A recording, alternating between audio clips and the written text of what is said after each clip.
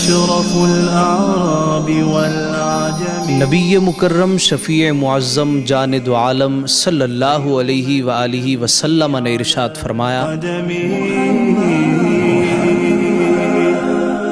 حضرت ابو ہریرہ رضی اللہ تعالیٰ عنہ فرماتے ہیں کہ نبی مکرم شفیع معظم جاند عالم صلی اللہ علیہ وآلہ وسلم نے ارشاد فرمایا، ابن آدم کا ہر عمل کئی گناہ کر دیا جاتا ہے، یہاں تک کہ 10 گناہ سے لے کر 700 گناہ تک عمل بڑھا دیا جاتا۔